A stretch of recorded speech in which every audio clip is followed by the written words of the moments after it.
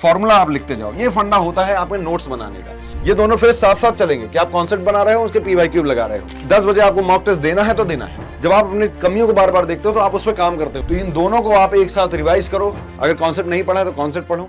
Hello and welcome everyone, welcome to Engineers Adda 24/7। I hope आप सारे लोग बहुत ही बढ़िया होंगे।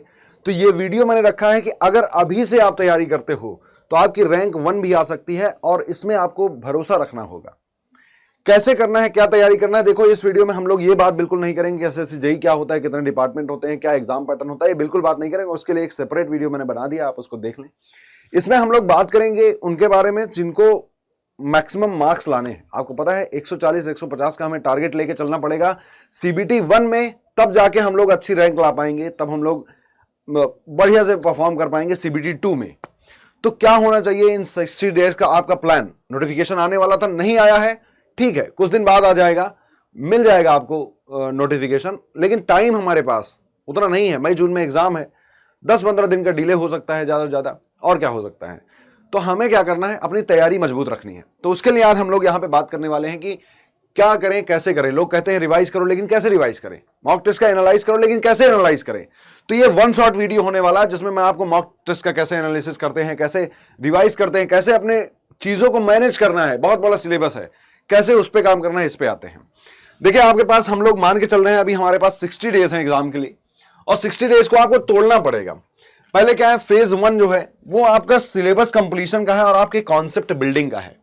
कॉन्सेप्ट बिल्डिंग का है। कॉन्सेप्ट आपको कैसे बनाना पड़ेगा। देखो पहला होता है कि किसी भी एग्जाम को अगर आपको क्रैक करना है तो पहला काम तो यही है कि आपको अपने कॉन्सेप्ट बनाने पड़ेंगे। उधर चला गया जब एमसीक्यू फॉर्मेट में आते थे, अगर आप आपका पेपर देख रहे हो तो बहुत ही बढ़िया तरीके से पेपर आ रहा है, स्टेटमेंट वाले क्वेश्चन आ रहे हैं। तो आपके अगर कॉन्सेप्ट थोड़ा बहुत गड़बड़ है तो आप अटेम्प्ट नहीं कर पाओगे, क्वेश्चन गलत कर दोगे। मल्टीपल चॉइस वाले क्वेश्चन आते हैं कि 1 2 3 स्टेटमेंट दे दिया, पूछ लिया कौन सा सही है, एक और 3 सही है, 1 2 3 तीनों सही है, इस तरह वाले। तो इसमें आपका कॉन्सेप्ट बहुत अच्छा नहीं होना चाहिए। कॉन्सेप्ट कैसे बनाओगे आप। कॉन्सेप्ट के लिए पहले तो अगर आप सिविल से, मैकेनिकल से, इलेक्ट्रिकल से, किसी ब्रांच से हो तो आपको एक ना एक वीडियो लेक्चर, कोई भी आप कोर्स ले सकते हैं, लेकिन कोर्स लेना पड़ेगा क्योंकि जो टीचर होता है आपको, ये जो टेक्निकल सब्जेक्ट होता है वो टीचर ही समझा सकता है, वो ऐसे आपको बुक से नहीं समझ में आएगा। तो आपको कोई ना कोई वीडियो लेक्चर आपको देखने हैं और वीडियो लेक्चर आपको खत्म करने हैं, ठीक है। वीडियो लेक्चर आपको देखने हैं। वीडियो लेक्चर के साथ साथ रनिंग आपको नोट्स बनाने हैं। नोट्स ये नहीं कि पहले वीडियो लेक्चर देख लिया उसके बाद फिर दोबारा हम पीडीएफ डाउनलोड करेंगे, फिर पीडीएफ से नोट्स बनाएंगे। साथ साथ रनिंग नोट्स आप बनाते रहिए। नोट्स बहुत लंबे चौड़े आपके नहीं होने चाहिए। ये नहीं कि भर भर के थ्योरी लिखे हो, नहीं। एक दो लाइन में, 3 लाइन में आप फटाफट से लिख लो, शॉर्ट चीजें लिख लो। या आप फॉर्मूले जो आते हैं, आपको पता है सिविल में ढेर सारे फॉर्मूले हैं। एस्टिमेशन में फॉर्मूला है, ट्रांसपोर्टेशन में फॉर्मूलेज हैं, सॉइल मैकेनिक्स में फॉर्मूले हैं, या मैकेनिकल है, इलेक्ट्रिकल, उनमें ढेर सारे फॉर्मूले हैं। साथ साथ आप अपने फॉर्मूला लिखते जाओ, क्योंकि फॉर्मूले ही बाद में दिक्कत करते हैं क्वेश्चन लगाते समय। फॉर्मूला आप लिखते जाओ। ये फंडा होता है आपके नोट्स बनाने का।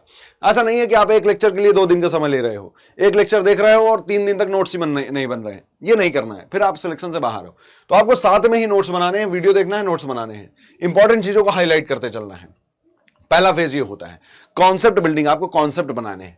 जैसे ही ये लेक्चर खत्म होता है, मान लो एक चैप्टर खत्म होता है, तो चैप्टर खत्म होने के बाद आपको क्या करना होता है, चैप्टर खत्म होने के बाद आप उसके पीवाईक्यूज लगाओ।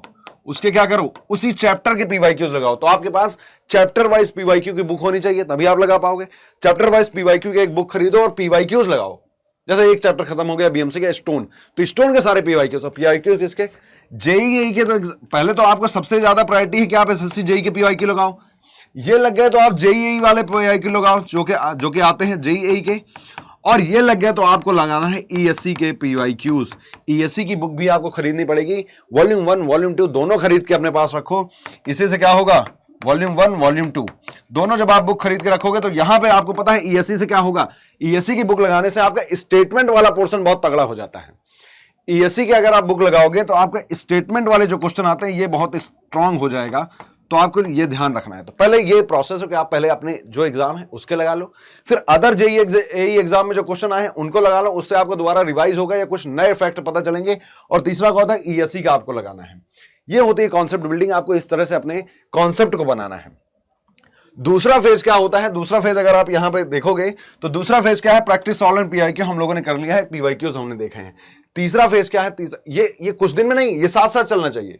ये दोनों फेज साथ साथ चलेंगे कि आप कॉन्सेप्ट बना रहे हो, उसके पीवाईक्यू लगा रहे हो, टेक को भी टाइम दे रहे हो, थोड़ा थोड़ा नॉन टेक को भी टाइम दे रहे हो, दोनों को टाइम देना पड़ेगा।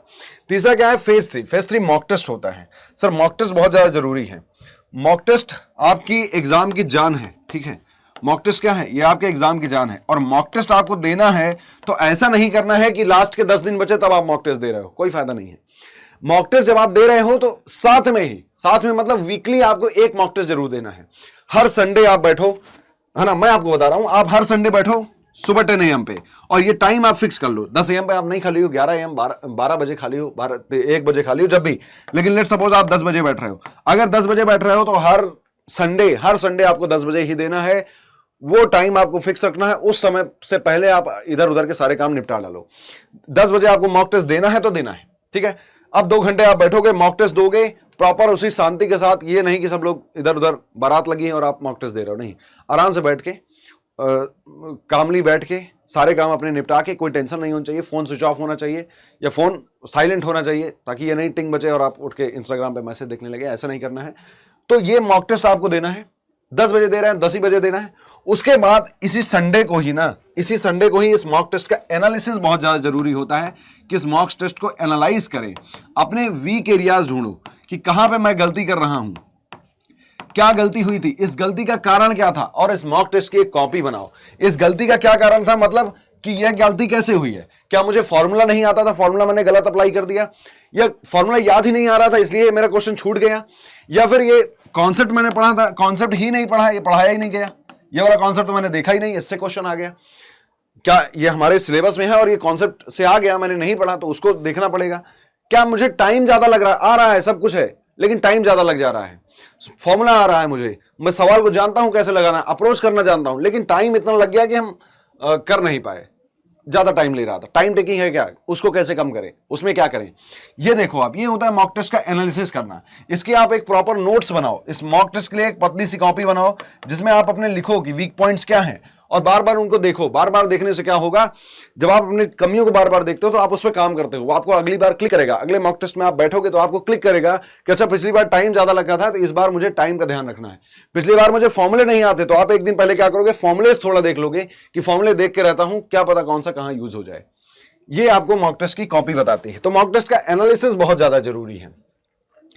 फिर आता है आपका फाइनल टाइम, अभी तो नहीं लेकिन फाइनल टाइम। ये मॉक टेस्ट चलता रहेगा, ये मॉक टेस्ट हर वीक में चलता रहेगा। कॉन्सेप्ट आप पढ़ते जा रहे हो, नोट्स आप बनाते जा रहे हो। रिवीजन कैसे करना है इस पे आते हैं। रिवीजन बहुत ज्यादा जरूरी है। रिवीजन लोग नहीं करते, रिवीजन में थोड़ा सा दिक्कत आती है कि कॉपी तो नोट्स तो हम बढ़िया बना रहे हैं, जब पता चल रहा है कि अच्छा कैनाल को ऐसे एस्टिमेट करते हैं तब तो मजा आ रहा है, लेकिन उसको रिवाइज करने में मौत आ रही है। लेकिन रिवीजन है जो आपको सिलेक्शन दिलाएगा, रिवीजन नहीं तो सिलेक्शन होगा नहीं। तो रिवीजन के लिए आपको क्या करना है, रिवीजन कैसे होता है, जैसे आपने आज एक लेक्चर देखा है, ठीक है, एक लेक्चर देखा है लेट्स सपोज।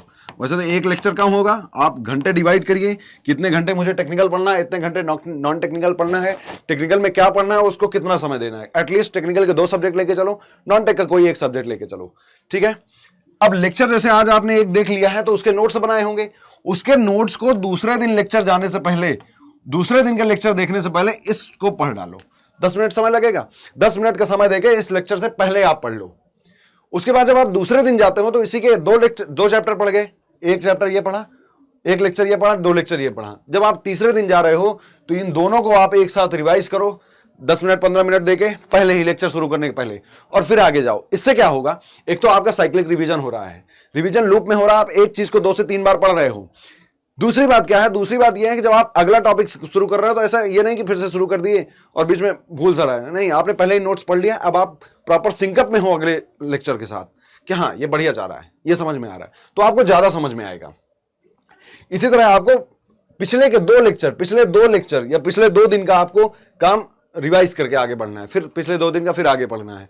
और वीक में मॉक टेस्ट देने के एक दिन पहले, मॉक टेस्ट जब आप दे रहे हो तो जितने सब्जेक्ट आपके तैयार हो गए हैं, ठीक है, मॉक टेस्ट जब आप दे रहे हो तो उसके पहले कुछ सब्जेक्ट तैयार हो गए होंगे, कुछ चैप्टर आपने पढ़ लिया होगा, तो उसको आप एक दिन लगा के रिवाइज जरूर करें। अब लोग सोचेंगे यार रिवीजन को हम लोग इतना क्यों फोकस कर रहे हैं, क्योंकि भाई रिवीजन से ही सिलेक्शन आपका होना है ना। रिवाइज नहीं कर रहे हो तो आप नोट्स कितने भी बना लो, सिलेक्शन होगा नहीं। और आपको ये लगेगा अरे इस कॉन्सेप्ट पढ़ लेता हूँ, लेक्चर पहले खत्म कर लेता हूँ, फिर आराम से रिवाइज करता रहूंगा, लास्ट के टाइम पे बहुत रिवीजन। लास्ट टाइम पे कुछ होता नहीं है, वो रिवाइज हो नहीं पाता है। लास्ट टाइम तो ब्रशअप के लिए होती हैं चीजें। तो आपको साथ साथ में रिवीजन लेके चलना है। रिवीजन का हो गया, मॉक टेस्ट एनालिसिस हो गया, मॉक टेस्ट कैसे करना है, टाइम ड्यूरेशन कैसे डिवाइड करना है, ये हो गया। एक टेक्निकल, दो टेक्निकल, एक नॉन टेक लेके चलना है, ये हो गया। रीजनिंग के लिए आप सिर्फ प्रैक्टिस करो, अगर कॉन्सेप्ट नहीं पढ़ा है तो कॉन्सेप्ट पढ़ो, मैं अभी बता दे रहा हूं उसके लिए क्या करना है। लेकिन अगर आप तैयारी करना चाहते हो, अगर आप सीरियस हो एसएससी जेईई 2026 के लिए, तो आपको कोई ना कोई वीडियो लेक्चर, वीडियो कोर्स लेना चाहिए। आप हमारा भी ले सकते हो, जैसे मैं अपना बता देता हूं आपको कैसे मिलेगा। फॉर एग्जाम्पल अगर आपको लेना है तो आप अड्डा 247 पे जा सकते हो। अड्डा 247 जाने के बाद all courses there AJE exam, और फिर उसके बाद यहाँ पे अपने ब्रांच आप चूज कर सकते हो ना, सिविल, इलेक्ट्रिकल, मैकेनिकल, जिससे भी हो आप। मैं मान लेता हूं कि आप सिविल से हो तो सिविल चूज किया, और उसके बाद एसएससी जेईई का डेडिकेटेड बैच है रैंकर्स 2.0। ये कब शुरू हुआ है? ये 30 मार्च को, अभी 30 मार्च को शुरू हुआ है। इसको आप अप्लाई करोगे, यहाँ पे बाई नाउ पे जाने के बाद आपको एक नीचे कूपन कोड दिख रहा होगा, आप उसको लगा सकते हो, थोड़ा सा डिस्काउंट मिल जाएगा, दैट इज Y1023। ठीक है, Y1023। इसको जैसे ही आप अप्लाई कर दोगे तो 1747 में मिल जाएगा। ठीक है, अब दूसरी बात कि आप रीजनिंग के लिए क्या करें। रीजनिंग के लिए आप एक्स्ट्रा कुछ मत करिए, 50 नंबर की है, बिल्कुल ध्यान देना पड़ेगा, लेकिन एक्स्ट्रा कुछ मत करिए। सिंपली आप 1 घंटे रीजनिंग को दो, और इसके लिए भी मेरे पास है कि इसी चैनल पे, जिस चैनल पे हो, अगर आप नए हो तो सब्सक्राइब कर लेना। रीजनिंग की मैं कॉन्सेप्ट क्लासेस इन डिटेल, बहुत बेसिक से, बहुत जीरो से मैं स्टार्ट कर रहा हूं, कर चुका हूं, मतलब यहाँ पे प्लेलिस्ट में आपको मिल जाएगा, प्लेलिस्ट बनवा दिया है। डेली लाइव होती है 11 AM पे, 11 बजे सुबह, तो आप उससे जुड़ सकते हो। और अब बस 1 घंटे बैठे बैठे आराम से दो, उसमें जो कुछ स्पेशल लगे उसके आप नोट्स बना लो और आगे बढ़ जाओ। और रीजनिंग में भी कैसे मैक्सिमम स्कोर करना है, इसके लिए भी मैंने एक वीडियो बनाया, तो ये वीडियो सेक्शन में आप देख सकते हो। और जो लोग अगर कोई नए हैं तो वो दूसरा दे सकते हैं। देखो 50 आउट ऑफ 50 मैंने कैसे किया और आप कैसे कर सकते हो, इसको आप देख सकते हो जाके, आपके लिए हेल्पफुल होगा कैसे नोट्स बनाने, क्योंकि रीजनिंग में लोग नोट्स बनाने लगते हैं। तो इतनी बात हो गई। अगर आप जो भी है, आप जहां से भी कोर्स ले रहे हो, जैसा भी कोर्स ले रहे हो, लेकिन आप इस तरह से अगर तैयारी करोगे तो नो डाउट कि आपकी रैंक बहुत अच्छी आएगी। क्योंकि अगर CBT 1 में अगर आपने टेक्निकल पे कमांड बना लिया तो CBT 2 में बहुत हेल्प करेगा, क्योंकि उस समय भी आपके पास 2 महीने का ही समय होगा। तो उस समय पे आप क्या करो, उसको और ज्यादा ब्रशअप करो। आई होप सो कि वीडियो आपको पसंद आया होगा, कुछ बेनिफिशियल लगा होगा। इसी तरह मैं तैयारी करता था, इसी तरह अगर आप करोगे तो आप भी मैक्सिमम मार्क ला सकते हो।